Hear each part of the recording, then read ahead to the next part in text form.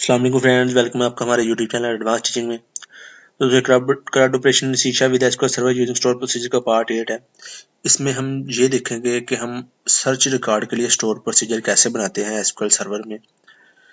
तो हमारी सीरीज चल रही है जिसमें हम जो है वो सीख रहे हैं कि इंसर्ट डिलीट वगैरह हम कैसे करते हैं सी शार्प में स्टोर प्रोसीजर को यूज करते हुए। तो ये इसमें हम देखेंगे कि हम स्टोर प्रोसीजर कैसे बनाते हैं और फिर हम देखेंगे कि हम उस स्टोर प्रोसीजर की मदद से सी शार्प विंडो फॉर्म में डाटा कैसे शो करते हैं आईडी की बेस पे। तो चलिए मैं क्या करता हूँ, मैं आपको एक बार प्रोजेक्ट दिखा देता हूँ जिस पे हम पिछली वीडियोस में काम कर रहे हैं। तो ये फ्रेंड हमारा प्रोजेक्ट है। इसमें हमने ये इंसर्ट रिकॉर्ड, यहाँ तक शो रिकॉर्ड, यहाँ पे शो भी करवा दिया और यहाँ पे हम सर्च भी कर रहे हैं। तो मैं आपको भी एप्लीकेशन भी रन करके चेक करवा देता हूँ। इसके बाद हमने स्टोर प्रोसीजर डिजाइन करना है अपडेट वाले पार्ट के लिए। यहाँ पे हम आईडी लिखें और ये रिकॉर्ड इधर शो कर दे, देन हम इसे मॉडिफाई करके अपडेट पे क्लिक करें, वो अपडेट भी कर दे रिकॉर्ड को। तो इसके लिए हम स्टोर प्रोसीजर कैसे बनाते हैं हम देखेंगे अभी। तो चलिए मैं क्या करता हूँ, पहले आपको एप्लीकेशन रन करके चेक करवा देता हूँ। मैंने स्टार्ट पे क्लिक किया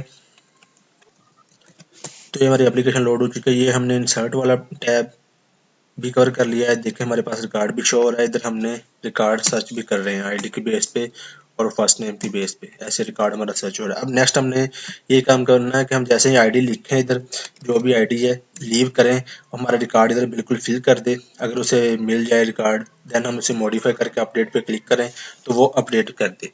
ये पार्ट हमने कवर करना है स्टोर प्रोसीजर। चलिए मैं क्या करता हूँ, अब स्टोर प्रोसीजर बना लेते हैं हम एसक्यूएल सर्वर में। मैं गया जी एसक्यूएल सर्वर को मैंने ओपन किया तो ये हमारी डेटाबेस है जी क्रेडिट स्टोर प्रोसीजर। इसमें एक टेबल है। मैं अब स्टोर प्रोसीजर प्रोग्रामेबिलिटी में गया। यहाँ पे हमने 3 स्टोर प्रोसीजर है। मैं न्यू बना लेता हूँ। इधर से मैंने राइट क्लिक किया, स्टोर प्रोसीजर। यहाँ पे मैं कंट्रोल ए किया, सारा डिलीट कर दिया। अब मैं इधर लिखूंगा जी क्रिएट प्रोसीजर, ये लिखा।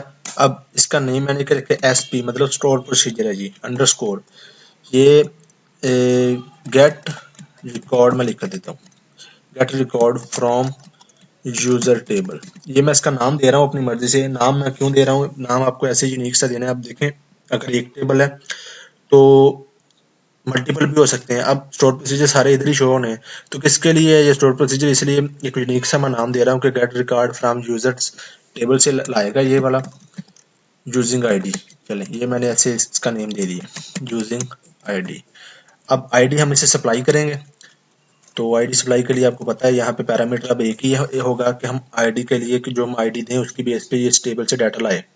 तो मैं @ लगा के एक वेरिएबल टाइप बना लेता हूँ। इधर से मैंने आईडी लिखा पैरामीटर इंट, बस इसकी डाटा टाइप ये हो गया। इतना काम। अब नीचे आ गए। अब हमने लिखना है जी एज, नेक्स्ट लिखना होता है बिगन देन एंड।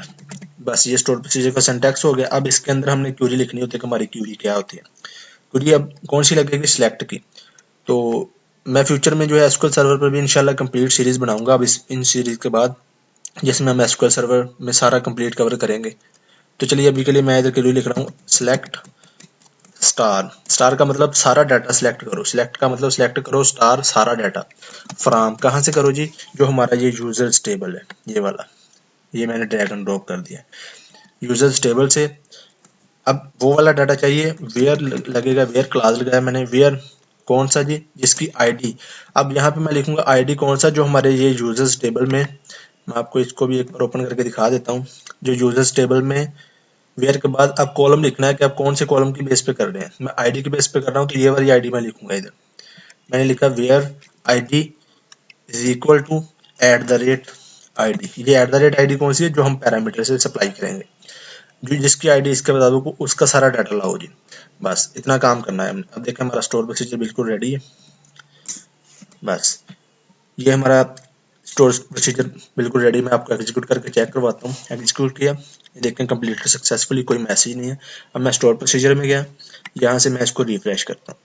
ये देखें बिल्कुल रिफ्रेश करके इधर हमारे पास स्टोर प्रोसीजर शो कर देगा जी।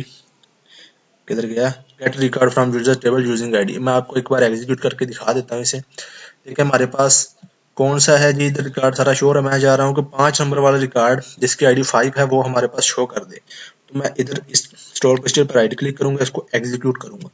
मैंने एग्जीक्यूट किया। अब देखें ये पैरामीटर एक्सेप्ट करता है वैल्यू में। अब इसमें मैं 5 पास कर दूंगा। 5 क्या है कि आईडी है हमारे पास कोई, उसका रिकॉर्ड लाओ। मैंने ओके पे क्लिक किया तो ये देखें एग्जीक्यूट कर रहा है इसको, इसने 5 नंबर वाला ये देखें सारा रिकॉर्ड हमें इधर शो कर दिया। इसका मतलब हमारा स्टोर प्रोसीजर बिल्कुल सही काम कर रहा है। ये देखें, अब जिसकी जो आईडी पास करेंगे उसकी बेस पे ये आपको रिकॉर्ड शो कर देगा। तो अब फ्रेंड इस वीडियो में हमारा स्टोर प्रोसीजर बिल्कुल रेडी है। अब नेक्स्ट वीडियो में हम जो है वो यहाँ पे रिकॉर्ड शो कैसे करते हैं स्टोर प्रोसीजर की मदद से वो देखेंगे। तो देन हम देखेंगे कि अपडेट कैसे करते हैं रिकॉर्ड को मॉडिफाई करके। इस वीडियो में इतना ही। थैंक्स फॉर वाचिंग दोस्तों, उम्मीद करता हूँ आपको हमारी आज की वीडियो अच्छी लगी होगी, और अगर अच्छी लगी है तो वीडियो को लाइक और शेयर करना मत भूलना।